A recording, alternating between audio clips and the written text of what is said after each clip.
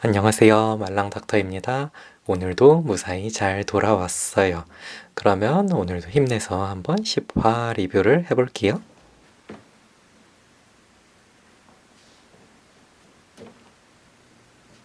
저번보단 많이 좋아지신 것 같은데요, 교수님?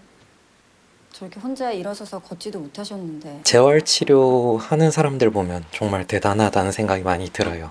어른들 재활 치료하는 거는 많이 못 봤는데 아이들은 가끔 이제 접하니까요. 언어가 좀 느려서 아니면 발달이 좀 느려서 발달 평가를 받고 점수가 너무 낮으면 재활 치료를 하게 되는 경우들이 있죠.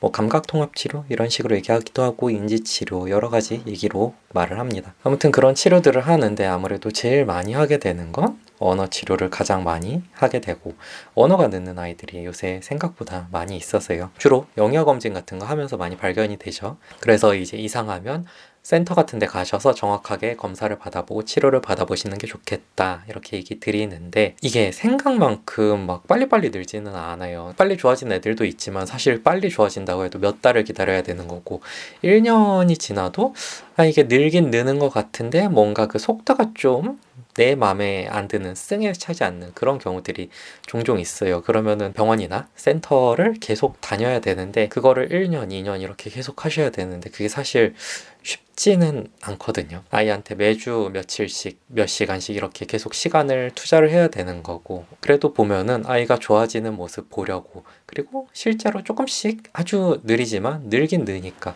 그런 모습들 보면서 다니시는 것 같더라고요. 내 몸도 아닌데 그렇게 열심히 챙기시는 거 보면 엄마 아빠는 참 대단한 존재입니다. 시아버지 될 사람이 시어머니 될 사람을 때려서 그래서 지금 엄청 세게 때렸나 보네. 깜빵에 있다고. 누가 허락해? 나라도 결혼하라고 안 해. 날 보는 눈빛이 너도 똑같은 놈 아니야? 이렇게 얘기더라.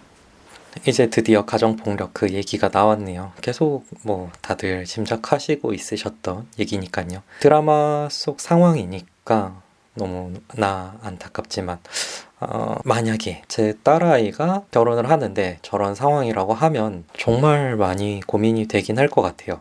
결국 본인 선택을 존중해야 하겠지만 불안감은 좀 있을 것 같습니다. 이게 결국 상황이 남편이 아내를 때린 상황이니까 만약에 내 아들이 그 집안의 딸과 결혼을 한다라는 상황이면은 그래도 조금 불안감이 덜할 것 같은데 그 반대 상황이라면 내 딸이 그 집안의 아들과 결혼을 하게 되는 상황이라면 좀 불안할 것 같아요. 가정폭력이나 학대 같은 경우에 어릴 때 학대를 당했던 경험이 굉장히 중요하게 작용을 하다 보니까 불안할 것 같아요. 안타깝고 미안하고 지금 나온 가을님은 너무 착해 보이긴 하지만 그래도 좀 심각하게 고민을 해볼 것 같습니다. 네.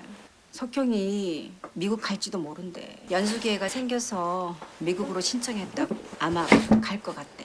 대학병원 교수님들은 한 번씩 이런 기회가 있으시더라고요. 주로는 미국인 것 같은데 아무튼 외국에 있는 유명한 병원 가서 연수를 받는 그런 기회예요. 보통 한 2년 정도 다녀오시는 것 같고 일단 제일 중요한 건 어쨌든 직장이 잡혀 있는 상황이니까 아마 월급도 받으실 거예요. 월급을 받든지 아니면 뭐 지원이 나오든지 그러실 테니까 좀 부담 없이 갔다 오실 수 있고 가서 할 수 있는 일이 확실히 있는 거니까 외국 나가서 살아보고 싶은데 내 돈 가지고 나갔다 오기는 너무 부담이 많이 되고 갔다가 잘 안 돼서 돌아오게 되면 그것도 그것대로 또 애매하고 그런데 이런 경우는 확실히 딱 보장이 돼 있잖아요. 2년 동안 갔다 오는 거고 갔다 와서 내 자리 그대로 있는 거고 교수님들 생활하시는 거 보면은 맨날 논문에 치여 사시고 바쁘셔서 한 번도 부러워본 적은 없는데 해외 연수 그거 하나는 진짜 항상 너무 부러웠어요. 그것 때문에 교수 해보고 싶다 하는 생각까지 했을 정도니까요. 물론 하고 싶다고 할 수 있는 건 아니에요. 능력이 되고 운이 좋아야 합니다.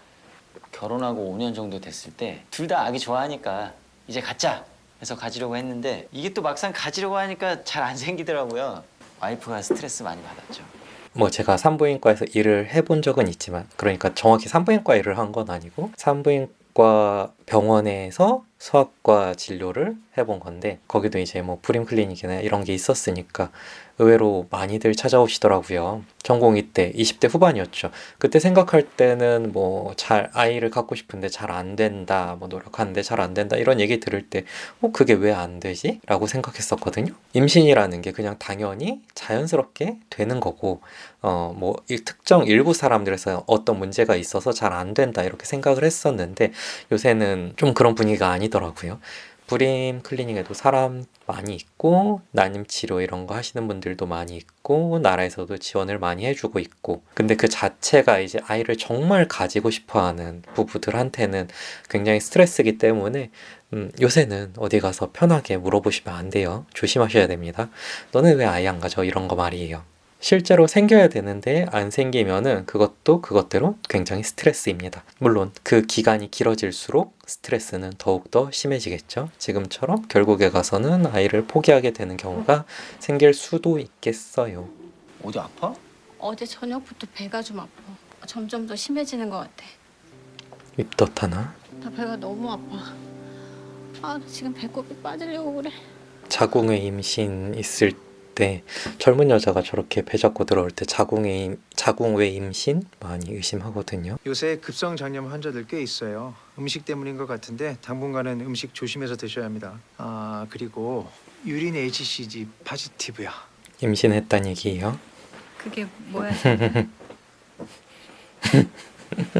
임신이라고요? 아 너무 잘 됐다 진짜. 두 사람 전혀 몰랐던 거지? 또 이렇게 힘 빼고 있으면 또 이런 행운이 찾아오더라고요. 안녕하세요. 우주 안녕. 어? 신사람이요. 오히려 우주 있으면 모네랑 마네도 더 잘 놀아서 제가 더 편합니다. 이번이 왜 여기서 나오지? 신뢰가 안 된다면 우리 모네 아버님 지금 빌러스 보미팅 계속하고 복통을 심하게 호소하면서 응급실로 온 상황입니다. 아무래도 볼블러스 같은데 빨리 오셔야 될 것 같습니다. 지금 바로 갈게요. 30분이면 가요. 지금 안정원 쌤이 노티 받은 장염전 볼블러스 같은 경우에는 장이 꼬인 거예요. 근데 이제 우리가 흔히 말하는 장이 꼬였다 이런 느낌이 아니고 진짜로 장이 이렇게 완전 매듭 짓듯이 확 꼬여버린 거예요. 그래서 안 풀어지고 장이 정상적인 흐름을 보이지 못하는 거죠. 음식이 전혀 못 내려가니까 진짜 담즙성 구토를 하게 되는 거고 장이 꼬여 있으니까 장 주변으로 염증이 생긴다든지 장에 구멍이 난다든지 이런 식으로 증상이 나타날 수 있습니다. 그래서 복막염 증상까지 나타나면 배가 이제 정말 많이 아플 수 있죠. 신생아들 같은 경우에는 중장염전이라는 병이 있는데 가운데 있는 정도 위치에 장이 꼬여 있는 거예요. 태어날 때부터 장이 조금 꼬여서 태어나는 건데 애들이 처음에는 잘 먹는 것 같다가 한 일주일에서 한 달 정도 있다 갑자기 심하게 막 구토를 해요. 그럴 경우에 이제 의심을 해볼 수 있고 검사를 했는데 중장염전이 맞다라고 하면은 소아외과 의사들은 무조건 뭐 어디 가고 있든지 간에 바로 돌아와서 수술해야 되는 병입니다. 여기서는 이제 복통을 호소하고 있다고 했으니까 조그마한 뭐 신생아 얘기는 아닐 테고 큰 애들이겠죠. 나 배 아파요 라고 말을 할 수 있을 정도의 아이는 될 테니까요. 제가 성격이 좀 옵세. 옵세요. 아 의사분들 뭐 코디분들 병원에 있는 사람들 다 조금씩은 옵세하죠. 전 좋은 옵세라고 생각해요. 옵세하다는 말을 보통 병원 밖에서도 많이 쓰나요? 병원 안에서만 쓰는 말인 줄 알았는데 정확히는 옵세시브에서 나온 단어로 알고 있는데 강박적이라는 뜻을 가지고 있죠. 의사들 같은 경우 보면은 그냥 뭐 이렇게 대충 하면은 뭔가 사고가 날 가능성이 높다 보니까 꼼꼼하게 조금 챙기는 경우들이 많거든요. 그래서 원래는 좀 꼼꼼하거나 약간 이제 뭘 맞춰서 정확하게 빠진 거 없이 차려져서 하는 걸 좋아하는 그런 상황을 얘기하는데 어느 순간부터가 그냥 공부를 조금 열심히 빡세게 하는 사람들, 스탠다드하게 정석적으로 쫙 공부하는 사람들, 그런 사람들, 공부를 열심히 파는 사람들, 그런 사람들을 조금 옵세하다고 표현을 하더라고요. 뜻이 중간에 살짝 좀 바뀌긴 했어요. 저도 뭐 일단 의대를 올 정도의 성적은 됐으니까 다른 사람들이 보기에는 또 옵세하다고 말을 할 수 있겠지만 막상 의대를 들어가서 이렇게 보고 있으면 진짜 옵세한 친구들이 있습니다. 저는 아니었어요. 의대 안에서도 이제 공부보다는 물론 이제 공부를 기본적으로 최소한은 하는데 공부보다는 다른 것들에 관심 있는 사람들도 많이 있고 공부만 정말 열심히 하는 서울대생 같은 친구들도 있고 그렇습니다. 교수님, 보비로 해도 될까요? 아니요, 타이로 할게요. 제가 뭐 수술을 전문으로 하진 않지만 보비랑 타이는 압니다. 그러니까 이제 뭐 장기를 자르면 그 안에 혈관들이 들어있을 거잖아요. 자르면 당연히 피가 나겠죠.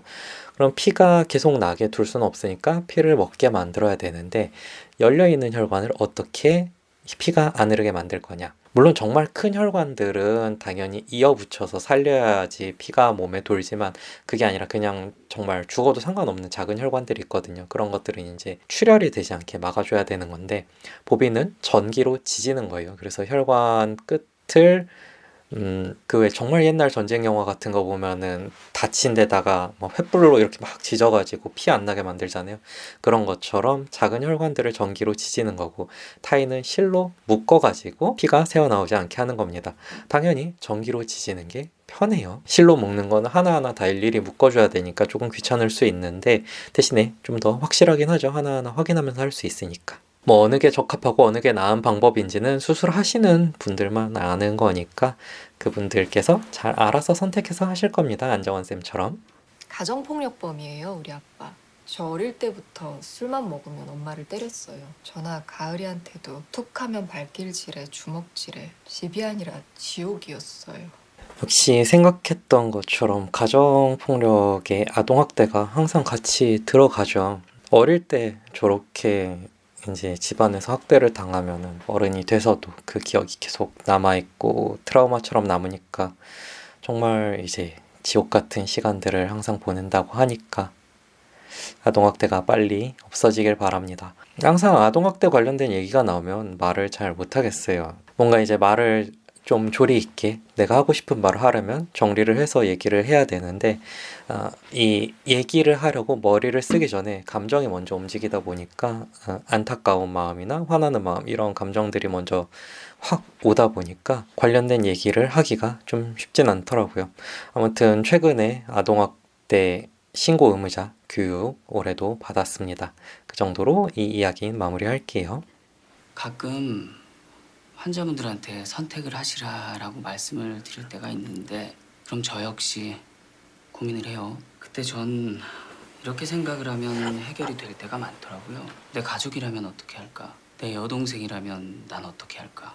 도재학쌤 너무 좋아하는데 참 사는 게 쉽지 않아 보이네요. 전세 사기도 있었고 겨우겨우 임신이 됐는데 또 아내가 암 판정을 받고 양석형 쌤이 지금 한 얘기는 저도 병원에서 많이 들어봤고 실제로 저도 자주 사용하는 방법인데 정말 고민스러운 순간들이 있어요. 이 방법도 괜찮고 이 방법도 괜찮고 그런 경우에 이제 선택할 때 내 아이라면 어떻게 했을까라는 고민을 해봅니다. 아마 다른 의사쌤들도 많이들 그렇게 하실 거예요. 선택지가 있는 경우엔 말이에요. 저야 뭐 큰 병원에 있거나 정말 큰 병을 많이 접하거나 이런 건 아니니까 가벼운 선택을 하는 경우들이 더 많죠. 이 병에서 항생제를 쓸 거냐 말 거냐 이런 고민들. 항생제를 써야지 나을 가능성이 한 뭐 20% 30% 정도고 항생제를 안 써도 나을 가능성이 7, 80%. 그런데 항생제를 쓸 거냐 아니면 조금 기다려 봤다가 더 심해지면 항생제를 쓸 거냐 이런 간단한 결정들. 그리고 조금 더 깊게 고민을 하게 될 때는 앞서 얘기 드렸던 것처럼 재활치료가 필요한 경우에 특히 언어가 늦는 아이들 같은 경우에는 조금 더 고민이 돼요. 아이를 제가 정확하게 좀 더 정밀하게 평가를 해줄 만한 여유가 있으면 이거저거 해보고 시켜보고 조금 더 정확하게 판단을 내릴 수 있겠지만 사실 아이들이 병원을 오면은 병원이라는 공간 자체만으로도 되게 낯설어하고 무서워하기 때문에 실제 병원에서 아이를 정확하게 평가하기는 쉽진 않습니다. 그러다 보면은 이제 엄마가 말해준 일부 정보만을 가지고 그걸 조합해서 결론을 내려야 하는데 언어가 좀 늦다, 치료를 받아보는 게 좋겠다라고 말하는 것만으로도 되게 그거에 충격을 받으시는 분들도 좀 있으시더라고요. 기다리면 좋아지지 않을까 이렇게 생각하시는 분들도 있으시고 정말 늦어 보이는 아이들 같은 경우에는 그래도 얘는 해봐야 합니다 라고 얘기를 드리지만 제가 생각하기에도 엄마 얘기를 듣다 보면은 좀 애매한 경우들이 있어요. 그런 경우에는 어떻게 할 거냐? 내 아이였으면 어떻게 했을까? 내 친구가 물어보면 어떻게 했을까? 이렇게 생각을 해봅니다. 그래도 조금 이제 얘는 기다려 볼 만하겠다라는 가능성이 좀 있으면 그러면 조금만 기다려 볼까요? 이렇게 결론을 내리기도 하고, 그래도 얘는 뭔가 좀 느낌이 이상하고 해보는 게 좋겠다 그러면은 우선 평가라도 한번 받아보시라고 얘기를 드리죠. 아이가 태어나기 전까지는 약간 상상으로, 가상으로 몰입을 했거나 아니면 뭐 친구의 아이, 친한 친구의 아이, 뭐 그런 식으로 몰입을 했었는데 아이가 태어나고 나니까 조금 더 쉽게 몰입해서 상상을 해볼 수는 있더라고요. 그래서 소아과 의사는 아이를 낳아야 진짜 소아과 의사가 된다고 하나 봅니다. 외상환자인데요. 남자 40대로 추정되고 멘탈은 드라우지. 누군가한테 뒤통수 가격당해서 바닥에 쓰러졌다고 신고받아서 출동했습니다. 율제병원 의사라고 합니다. 이름이 뭡니까? 당연히 돌에 맞은 게 구구제는 아닐 거라고 생각했는데 마지막 예고편 장면이 좀 의미심장하긴 하네요. 나머지 4명은 다 현재 모습이 나왔는데 조정석 쌤만 뭐지? 이익준 쌤만 옛날 모습이 나왔어요. 아니면 좋겠습니다. 아무튼 오늘도 재밌게 봤어요. 도지학쌤네 얘기 때문에 감정이 막 오르락 내리락 했었네요. 지금까지 봐주셔서 감사하고 저는 그러면 다음 주에 다시 돌아올게요. 좋은 밤 되세요.